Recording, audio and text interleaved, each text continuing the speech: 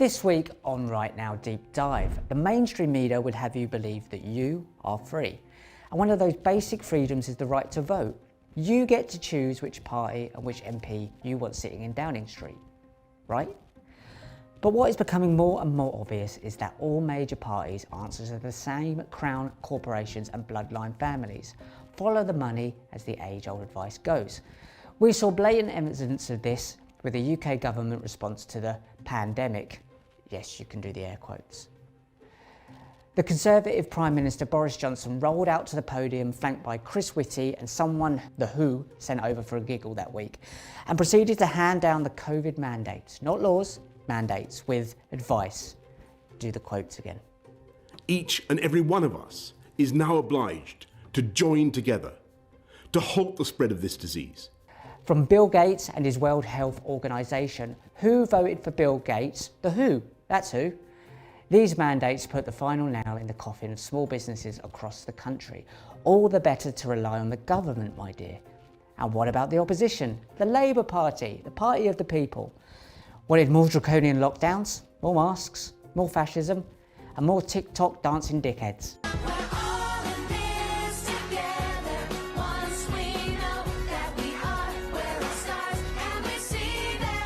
So it's clear, at least to me, that all majority parties answer to the same taskmasters. They follow the same agenda. And it's also clear that foundations, charities and corporations have a huge sway over our elected officials. Rachel is an entrepreneur and one of the original dragons of Dragon's Den. During the madness of the COVID era, Rachel began to realise that all was not as it seems. For someone successful in the business world, she was shocked to see the clear collusion between governments and major corporations. We need to find ways of communication that are not censored. We need to find ways to join together those of us who see what is going on. It's not going to take all 7 billion people on the planet, just enough of a critical mass of us to come together. For example, our current Prime Minister, Rishi Sunak, not Rashid Sunak, Mr. Biden. And whether it's the United Kingdom or just today, we've got news that Rashid Sunak is now the Prime Minister. His father-in-law is the founder of Infosys, which is one of the leading companies pushing digital IDs. So guess what he's pushing?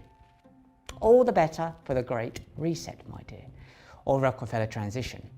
Buried in the background, you will often find BlackRock and Vanguard. Such is the case with Mr. Elon Musk and his flitter on Twitter. Funded to the tune of $25 billion from Morgan Stanley, whose shareholders include BlackRock and Vanguard. But don't worry, Mr. Musk is definitely against big tech giant. He's having a pop at Apple at the moment, whose shares include BlackRock and Vanguard. So what I want to discuss with Rachel is whether there really is a collusion between governments and big corporations. Are the WEF young global leaders fed into all major parties have any chance of forming a government? And if so, do you really have a vote?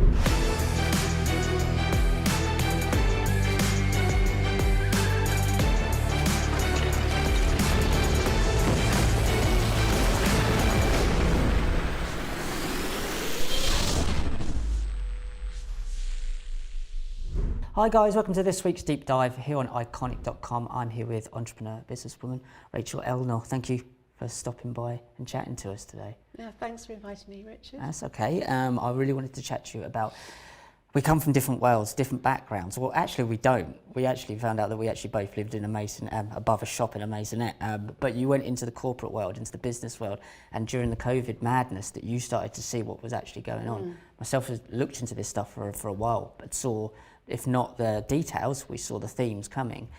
So let's go back to how you got involved in the business world. What attracted you to London and that fast-paced lifestyle? Yeah, well, I grew up above my dad's shop, so I was in business my whole childhood.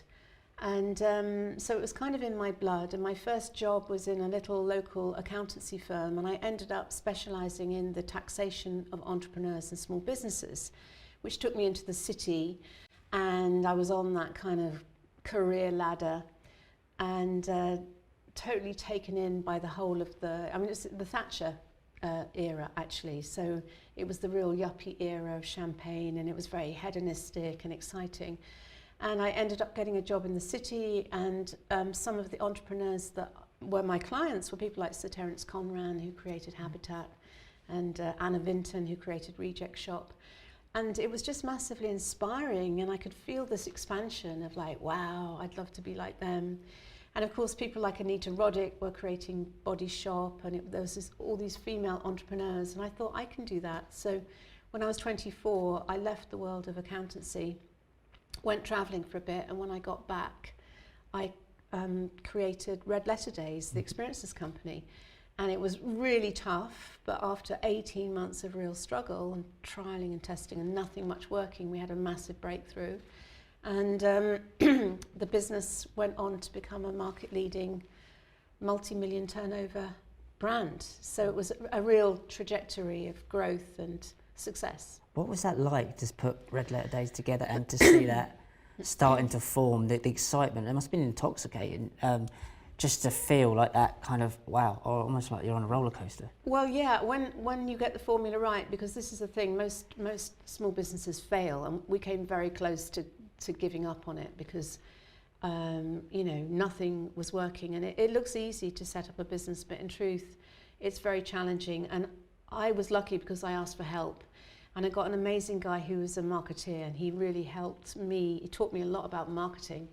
And with his help, literally, we adjusted our marketing approach, and it was like, you know, a door suddenly opened, and everything started. We got the formula right, and everything started snowballing very, very quickly. So yeah, we just, because the business was a bit like a Frankenstein's monster, it was kind of like had its own energy. So we were just rolling with it and going with the flow and just saying yes and just loving the ride. It was an amazing time, very stressful, but I just poured my whole life into it. I mean, I was just totally in that program of business and money, but it wasn't through in an evil way. It was just an excitement it was just so much fun, actually. So when that's happening to you, you're a young lady and you're doing this, and I've got a friend of mine, she worked in London in fashion, and she said the lifestyle was 100 mile an hour. What was your life like with your friends and your people there? Was it that speed? Was it quick? Yeah, well, it was pretty amazing because Red Letter Days was an experiences company. So of course, as we were growing and we were spending a huge amount of money, millions of pounds in that market. So I was being invited on all sorts of things, you know, going up to Skibo Castle in Scotland for a, you know, complimentary familiarization trip, or going on the Orient Express down to Venice, or flying in hot air balloons, going to Brands Hatch in racing cars. So it was quite an exciting time. And also then I started winning awards. So you start getting on that circuit of awards and celebrity, and that's how I got on Dragon's Den. How did that come about then? And how old were you when, I mean, Dragon's Den's been around a while now, so how old were you when you kind of... that was back in 2004, and I just won some awards, and I had actually a great PR guy who actually, he put me forward for Veuve Clicquot Businesswoman of the Year, and I didn't win it, but I was a runner-up, and that was what put me on the radar of the BBC. So they had their 4 male dragons, but they were looking for a woman to be the 5th sort of token female. And yeah, so they approached me and I said yes. And of course it was the first series, so no one knew what a success Dragon's Den would be. Yeah. But when we were filming that, you could just feel the excitement. It was pretty cool. And it was that, especially that first series, if you ever watch it, before it became a formula. Yeah, so I kind of knew this is going to be big. And actually it was syndicated worldwide, and then the formula was recreated worldwide as well. So it was amazing to actually be part of the creation of Dragon's Den as a concept, yeah. I think a lot of people would want to know, did the dragons actually put their own money into these companies? Is it actually we did. We got paid a tiny amount by the BBC. I mean, I keep getting told, like, oh, she's a shill, she's on the BBC payroll, but we got paid a tiny amount as freelancers essentially, to do Dragon's Den. And yeah, it was our own money that we actually invested, and to be quite honest, it was, not the most successful. I know some of the dragon investments did turn out to be successful, but most of them didn't, to be quite honest. Which is kind of par for the course, I suppose, isn't it? I mean, most small businesses fail, yeah. So why did you, after the success of that, why did you decide to leave? I mean, it's such a big thing for you? Well, Red Letter Days kind of went through its own challenges, and we were actually forced into administration. Right. Even though we had 3.3 million cash at bank, and it was at that time that I started to experience the kind of dark side, the shadow side of big business. So when your business gets into a bit of challenges, it's amazing how the banks and this kind of world of the big corporate, if you're a small business and you've got problems, no one cares. If you're a big business and you've got 3.3 million cash at bank and you've got a market leading brand, a lot of people get interested in you. So I experienced the shadow side of business, and so I've been really burnt by the business world, and I could see how the banks were operating completely ruthless, unethical, and I ended up losing that business into administration, and 2 of my fellow dragons bought it out for just £250,000. Right. And basically we're given all of that money. So that sounds like a snatch and grab to me from Yeah. the bank. That sounds like we'll put money in, you build it up, and then we'll take it back. Well, this is the If that thing, and me I being a conspiracy realised theorist, but I realised this about the whole world of big corporate, big business. It's very different to small, medium enterprises. And what the big corporate world, which is the world of VCs and venture capitalists and big banking corporations, they see businesses as a commodity. yeah. So they will find high growth companies and try to bring them into that world and float them, and essentially usually the entrepreneur loses everything they built up, or usually cheated out of it, or well, sometimes you can, if you play your cards right, you can make your money, but they try to hoover them into this big world of big business. And you said there, play your cards right, or play the right cards would probably be the best way to put it. Yeah. Was there a kind of type of person they were looking for in these companies that would go into that world?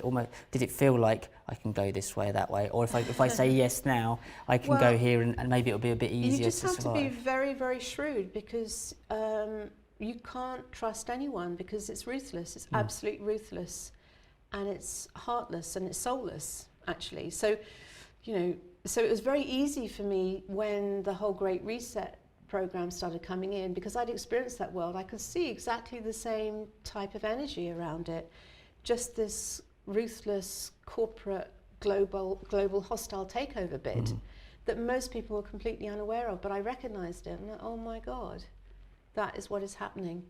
And the big corporates infiltrating governments, politics globally, and suddenly, boom, this whole COVID narrative is being bulldozed through.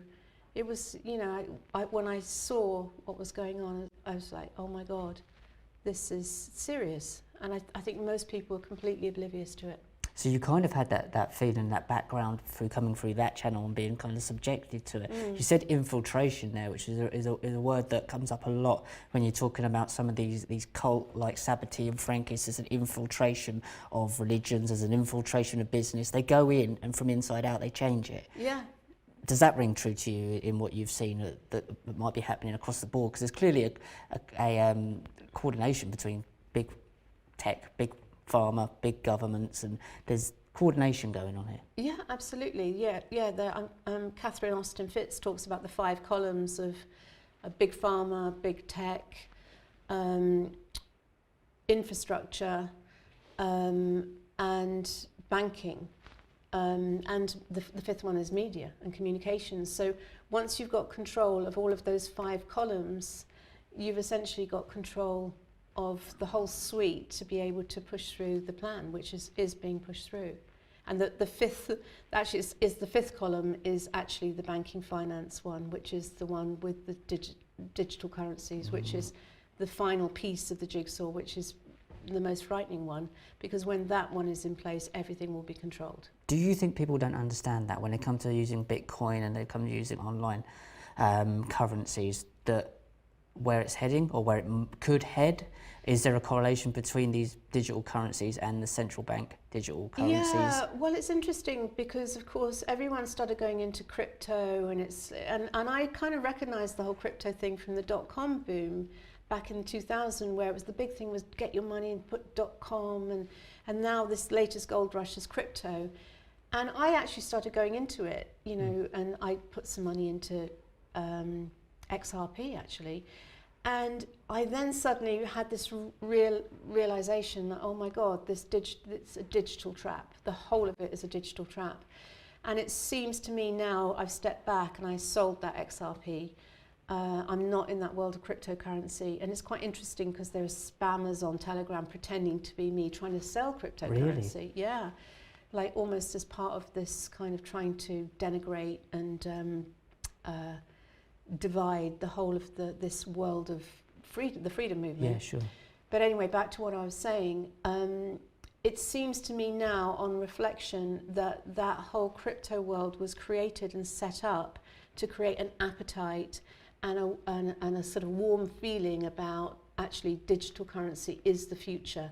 And therefore, and because it's very complicated to be in that world, if you've ever been on any of those platforms, that for the central banks to suddenly put in a digital currency that seems easy and simple and easy to use and your friend, make life simple, you know, that's how they're going to push it through, probably on the back of a total economic collapse, and just say this is the solution. And oh, and by the way, we'll give you a universal basic income as the carrot to draw you in. I mean, I hate to sound like I'm a doom and gloom merchant, but I can kind of see what's coming, and I do worry for the collective that we are sleepwalking into a trap. Yeah, we definitely are, and have been for a long time, but it's never been more evident that it is now. When you see things like the sending money to Ukraine, and clearly that seems to be somewhere, for me personally, I feel that's somewhere of just getting rid of money. I feel like there's a constructive or destructive element to this. It's being brought down on purpose. The COVID thing closed down most small businesses. And what I'm finding fascinating now is there's a lot of people that voted for COVID, who wanted to do the lockdowns, wore the masks. They're now blaming Brexit for the state of the economy, but totally disregarding the fact that the small business has been shut down for 2 years, and then we're sending loads of money to a proxy war in Ukraine. What's your take on that whole situation? Yeah.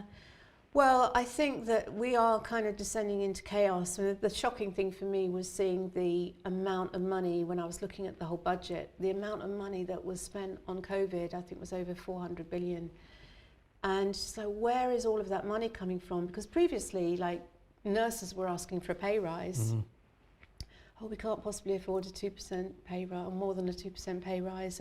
But suddenly they can find huge £400 billion can be suddenly found for COVID and to jab everyone, and for media campaigns through for the next several years of COVID this, and ordering all of these experimental jabs, should we say. Yeah. So they're just printing money. And so the amount of debt is frightening. There's got to come a point where that bubble's going to burst, and they need to collapse it. Do you think they're trying to collapse it before it bursts anyway, so they can be the saviours of the thing they created in the first place?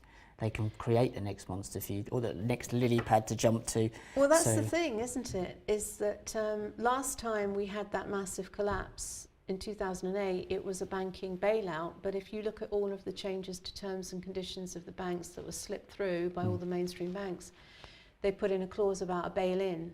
Yes. So next time it won't be a bailout, it will be a bail-in. In other words, everyone's money is taken to pay for it, not the government funding the bailout. People don't understand. So when they say bail-in and pay for the debt, so who are you paying that debt to?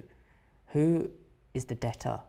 And that's what people don't seem to understand. For me, it's the private banks. It's the likes of the Rothschilds and the many other banks, not just them. Who is the debtor?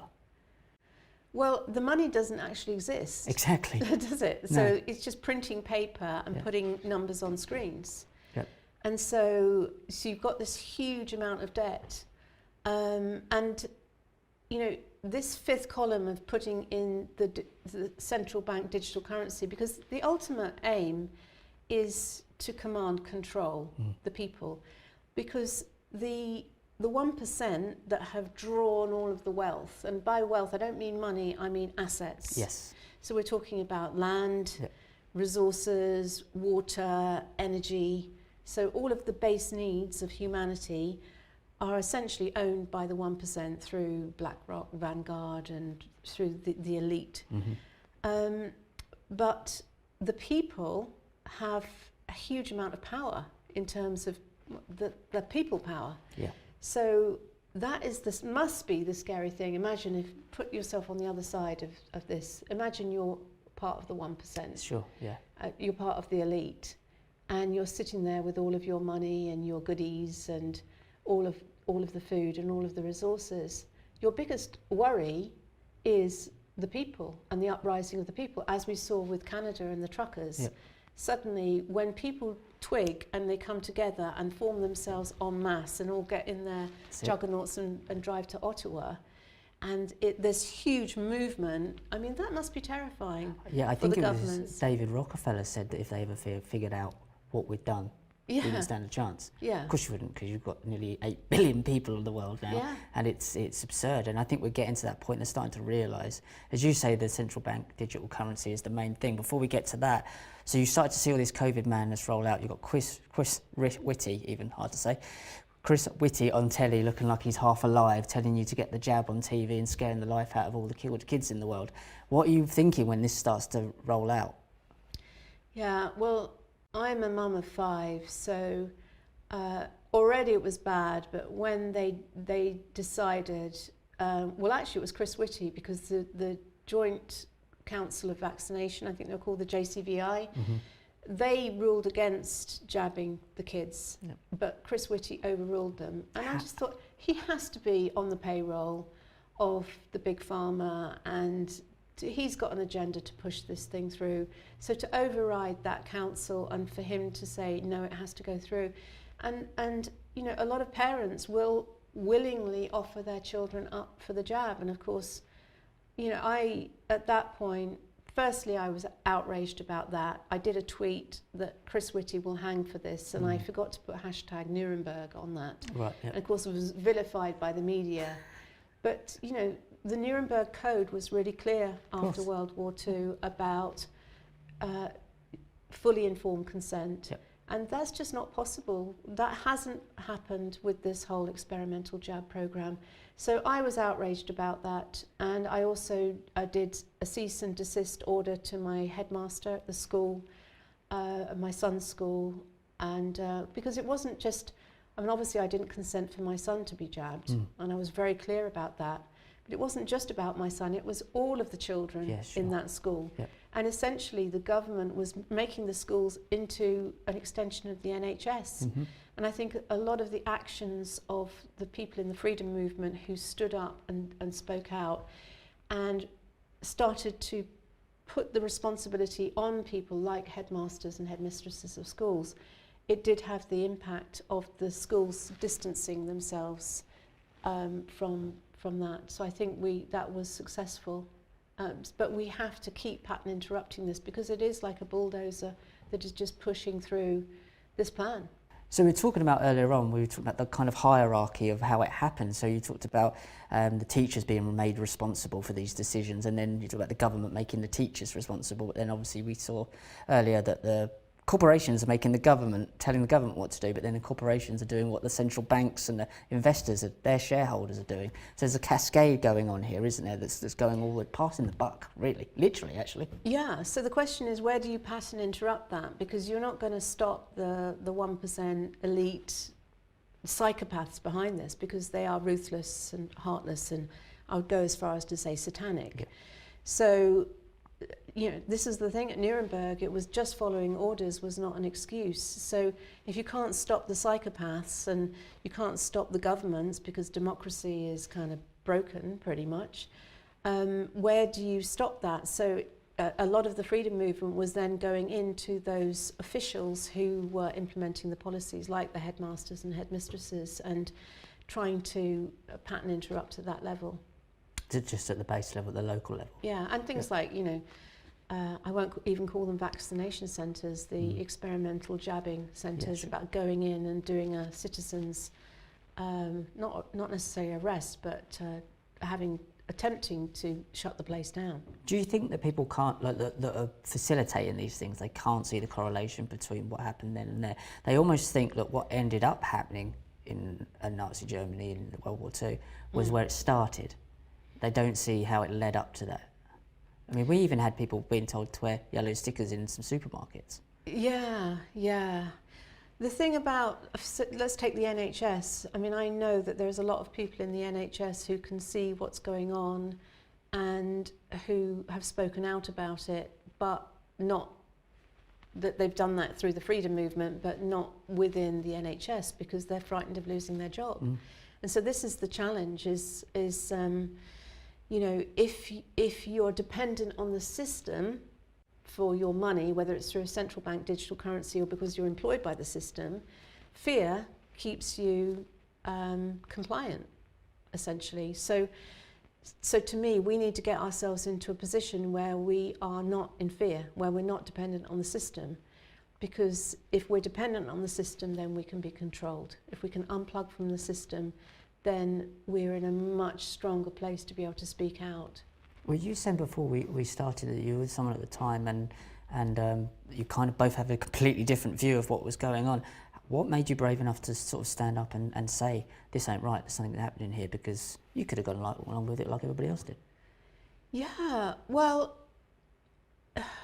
the thing that triggered me to speak out was just a level of outrage. It was a mounting amount of outrage, but there was when Boris announced the rule of 6, I think it was, but up until that point I'd seen what the COVID lockdown and all these nonsense rules were doing to small businesses, and I'm like, this is insane, it's absolutely insane.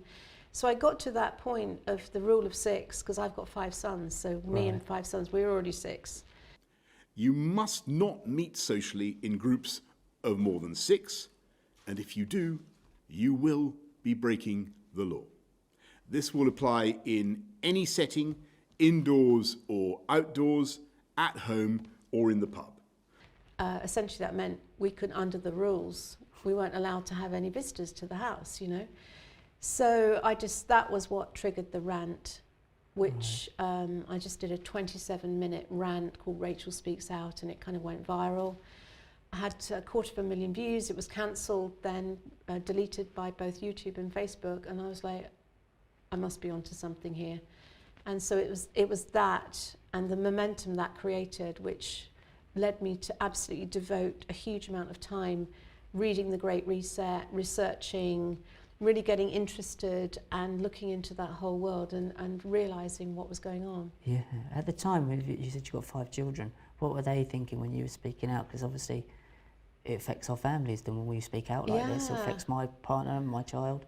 Well, I think this is the thing, because obviously, you know, I was on Dragon's Den, so I'm a sort of famous mum, but now I'm a mum who's speaking out, and I'm a YouTube, like, actually my sons were more excited that was a YouTube star, and like, oh mum, you can monetize your YouTube channel, now you've got over 10,000 subscribers, did you know that? And I'm like, I don't think that's a good idea, you know. I don't want to monetize this, because I feel it's really important to actually keep it pure. It's so easy for people, if you monetize something like this, it's so easy for people to say, oh, she's just doing it, you know, for the money. Yep. So it has to be kept pure, because we have to transcend these programs of money, control, power, and they're very deep, very deeply embedded in us by the system. So breaking free of these mind control programs is a big part of this challenge. Is it part of it, do you think, that people get entrapped by the things they think they want? So if you live a much simpler life, only have what you need and share, you wouldn't be trapped by gluttony in a way of greed? Well, I think that the labyrinth, the false matrix, the labyrinth of illusion is highly seductive, and it's got all sorts of temptations, and you know, especially if you go into the whole world of the city in London. It took me a long time to actually unplug from that, and because it's very addictive, very hedonistic, and the whole world of corporate and business, the money and the rewards. I mean, you know, it's very easy to get sucked into that. So unplugging from that and actually moving out of London to Derbyshire, was a big part of that. So unplugging from unplugging from the whole digital realm and restoring our connection to nature. And I found that a huge salve for me when everything gets very intense. Just unplug and just walk by the river, go to the forest, walk my dog Kobe. It really has been great therapy for me to unplug from digital. And we are increasing, I see this with my sons, everything being digital. It's a very dangerous world we're sleepwalking into. The best things in life are free, aren't they? So, and they always were. All these classic songs. So you moved out from London to Derby. What were your friends thinking, your circle of friends there that you'd worked with for years, your people that you were working with? What were they thinking when you decided to pull yourself completely out of that world? Because they weren't coming with you. No, well, I mean, I spent a lot of time commuting, actually, on trains and driving up and down the M1 for many years, because my whole world was in London and media and business, and I was entrepreneur in residence at the British Library. So I spent a lot of time commuting back and forth to London. And then eventually, especially obviously with the whole COVID thing, with lockdowns and not travelling, well, most of us didn't travel apart from Dominic Cummings on his long haul trips. But I think that I just went through just a whole period of surrender, actually, and made peace with being in nature and being at source. And yeah, it was very healing for me, actually. That's what I was thinking. Was it relief almost to kind of get off the yeah, wheel? but this is the thing, because being in the system and through our whole life, it's like we've taken on programs, these deeply embedded programs, this mind control, mass formation psychosis. So we're running those programs. So a big part of this work is to uninstall those programs. But first of all, you have to realize they're running. So the programs of money and control and power and ego and fear and trauma and fight, flight, all of these responses, you know, there's a lot to unplug from, to liberate ourselves, to be truly free. It's about liberating ourselves from the system, from the mind control programs, because they run very deep. Yeah, really, really deep. Well, they're there from day dot, aren't they? From day one, and your parents have been indoctrinated, and it goes on. And now you say your children are kind of, you said that they're using a lot of digital technology, but with you doing this, are they starting to wake up to what Mum does and what she's thinking? Oh yeah, my 5 sons are very awake, and I think that, you know, to give credit to the digital world, people like Joe Rogan and even Andrew Tate, I know he's a bit controversial, but you know, these truth speakers, Chris Guy, pretty cool dudes who are speaking out, Gareth, you know, and yourself, you know, this world of digital has really opened that communication for the kids to actually start questioning everything that they're being told by the mainstream media, because they're not consuming the BBC and the mainstream so much as they're consuming alternative, edgy, you know, truth content, and it's amazing. So I'm so pleased that all 5 of my sons are absolutely questioning everything now. You've got 5 sons, blimey. I've got one little boy. Couldn't imagine having 5 sons. That must have been a hell of These are our leaders of tomorrow. This young generation. So, you know, it's so important that we, you know, hold that space for them to stand up and speak out and not be subsumed by the system, and to be consciously aware of the trap. So when you were starting to sort of wake up to these things, were there things you started to look into that were, other than the Great Reset and looking into the conspiracy stuff, more conscious-led stuff, more, I wouldn't say new agey, but I would say more kind of spiritually aware situations and themes and feelings that you were looking into? Any kind of information that you could share? Well, I had a bit of a head start because I think it was in 2015 I went to Peru. It was the first of, I think, 5 pilgrimages to Peru to work with the shamans in the mountains in the Andes, and to work with plant medicine and especially ayahuasca. And I know David Icke talks a lot about the power of ayahuasca, and it's very, it's not a drug, it's a plant medicine, and it's a ceremonial entheogen. And what it helps you to do is, firstly, to heal, but also it's very visionary. So it can really help you to see and to uninstall and you know, alchemize these programs that are running, the deeply held trauma, and to be able to see the programs which are embedded, so you can release them. So I already had a bit of a head start on that path.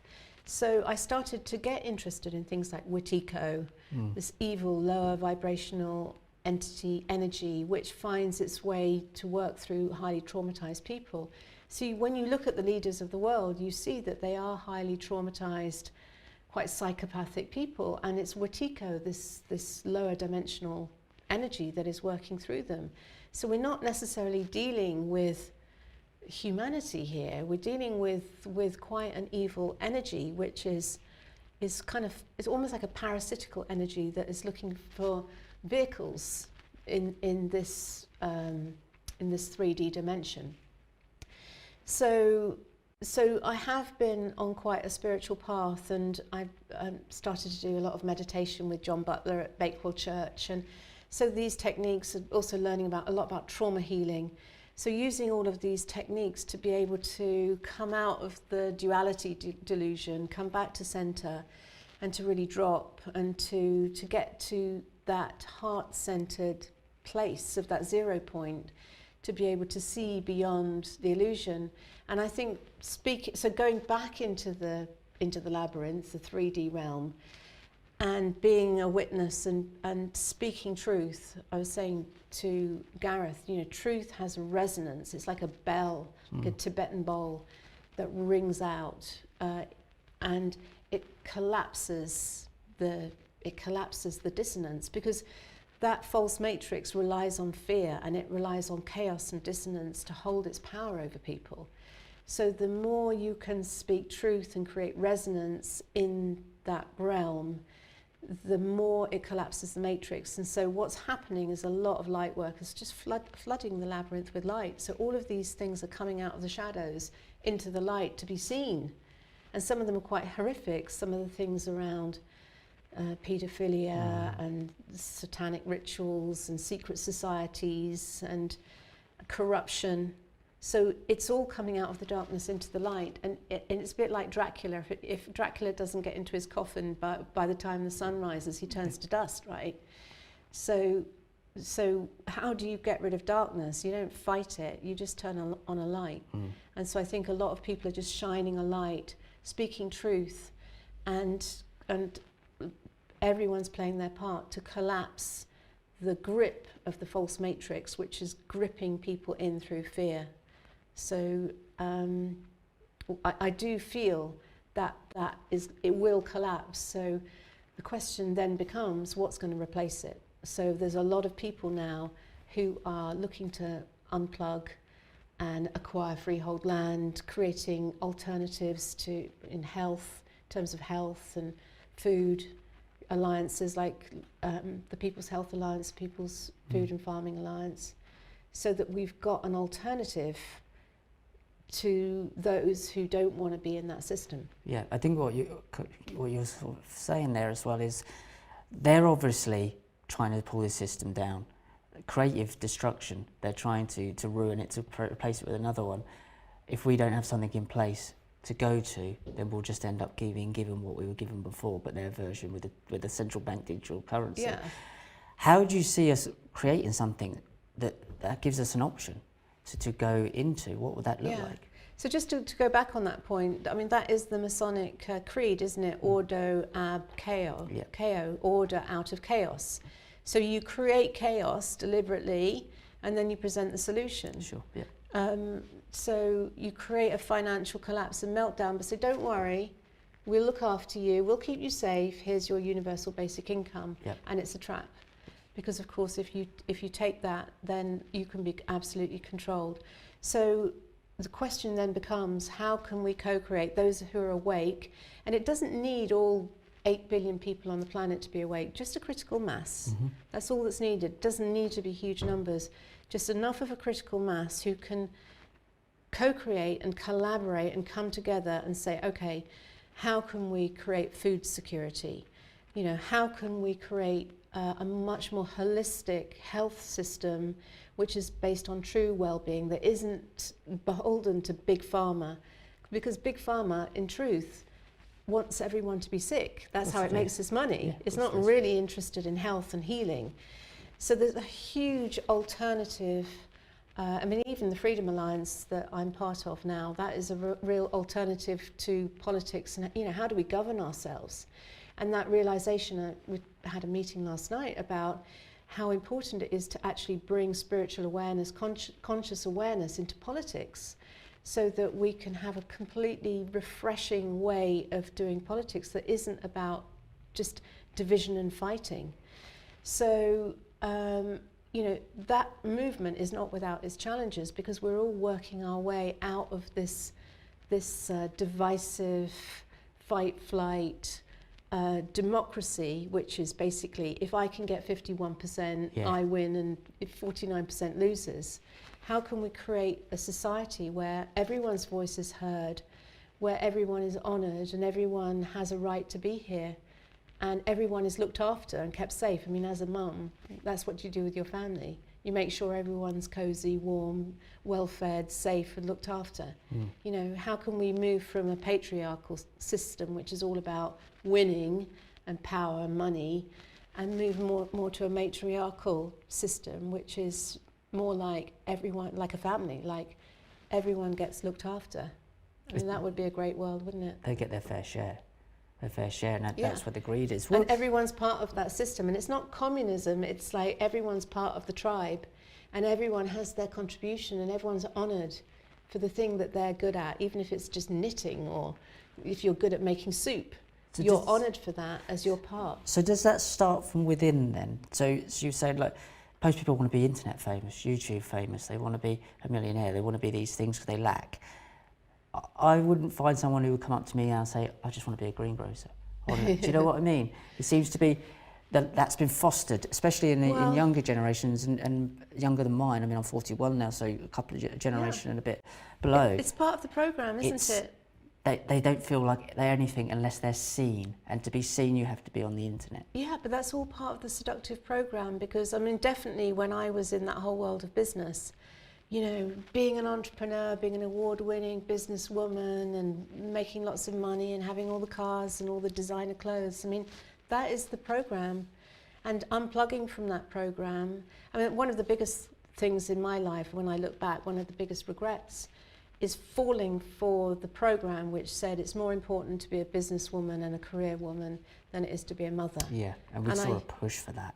Absolutely, that was absolutely that superwoman thing that was implanted in the 1970s. Like Shirley Conran, she wrote a book called Superwoman, and it was very much the thing that it was, being a mum was not important. And I realise now, having trained in trauma healing and understanding about developmental trauma, that being a mother and bringing up children who are loved and not traumatised and broken, in a, you know, often families are divided where there's a lot of violence and scarcity, to nurture children and to bring them up to be really rounded, you know, heart-centered individuals with conscious awareness is such an important role.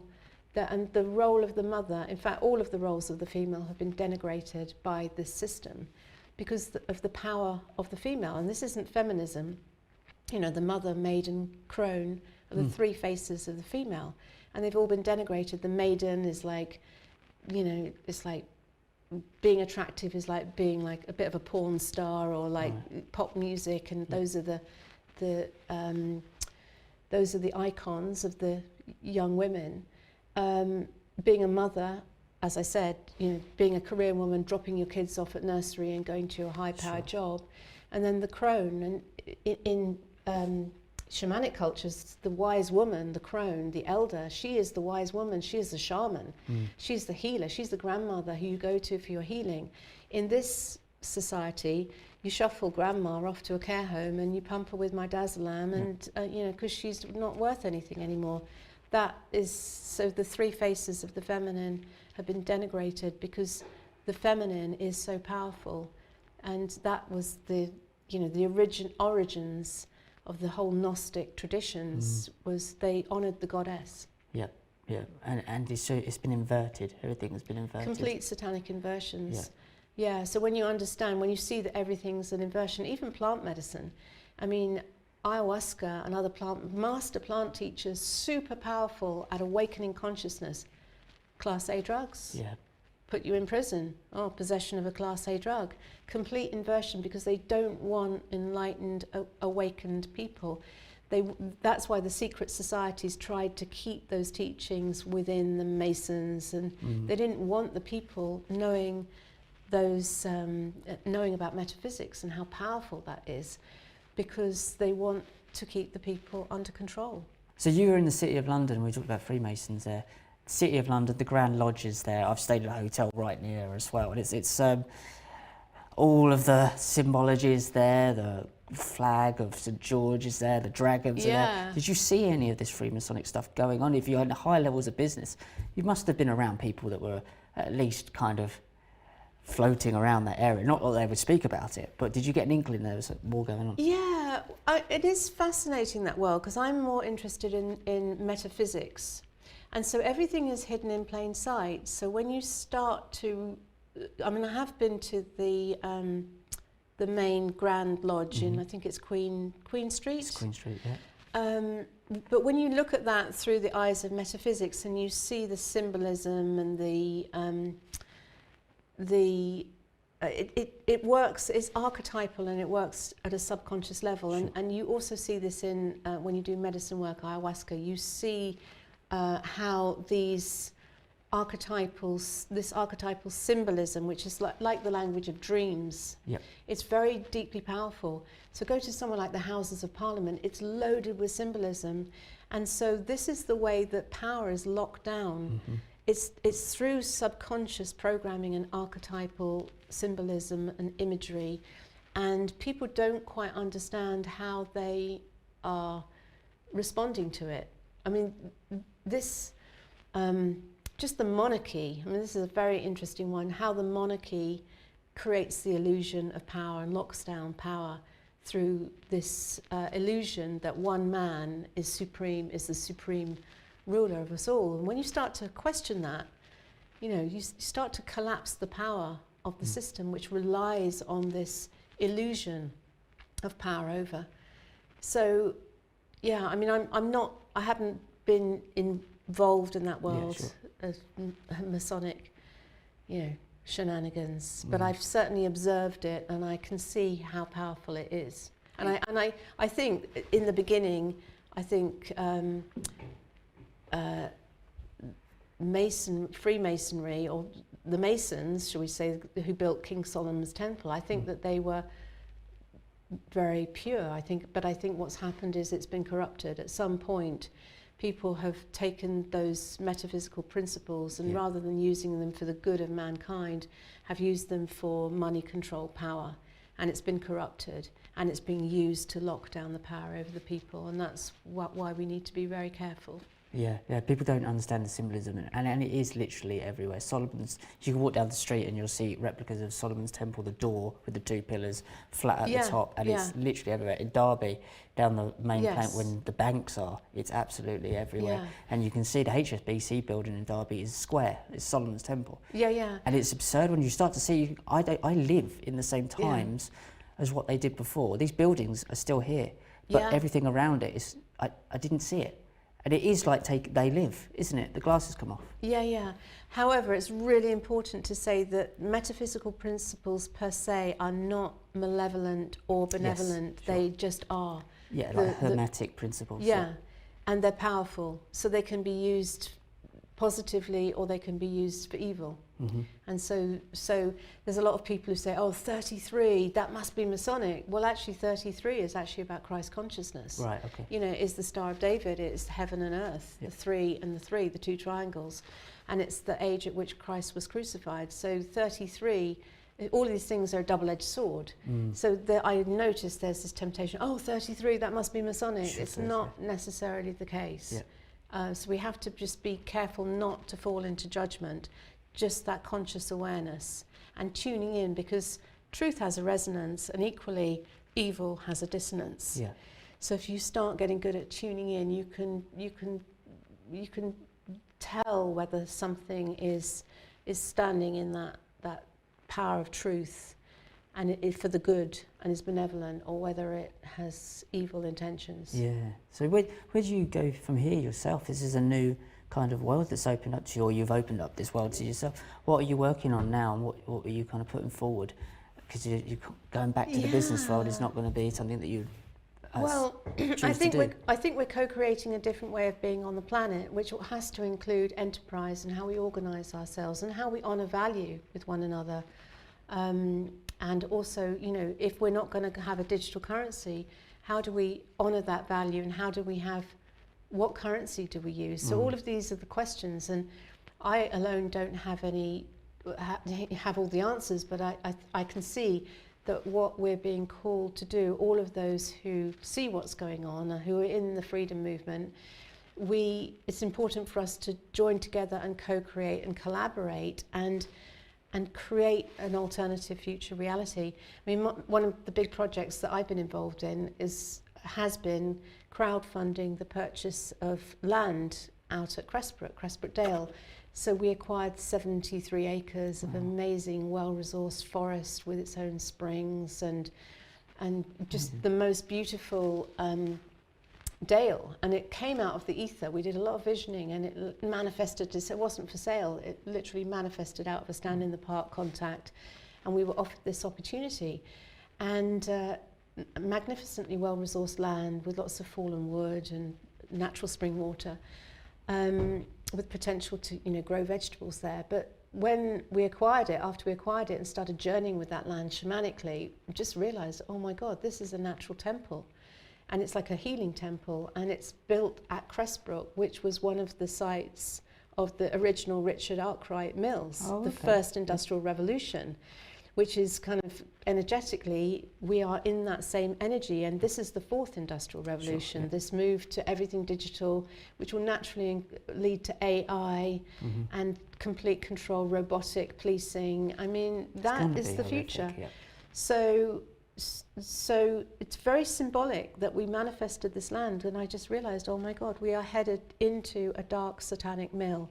This World Economic Forum created dark satanic mill, except it won't just be a village where if you don't comply with the mill owner, you lose your food, your housing, your livelihood, you get expulsion, you lose everything. This will be if you don't comply with the rules and regulations of this World Economic Forum, unelected body of corporates, then you won't be able to survive. And we have to be aware that that is the symbolism. So Cressbrook Dale, in many ways, it runs exactly north-south, exactly aligned to the axis of the planet. It's like a microcosm of the macrocosm. And I had a moment of realization of, oh my God, that's why we've manifested this land, because it's symbolic in its time of that dark satanic mill, this global corporate hostile takeover bid under which we will all be controlled unless we can find a way to collapse it and to create the alternative.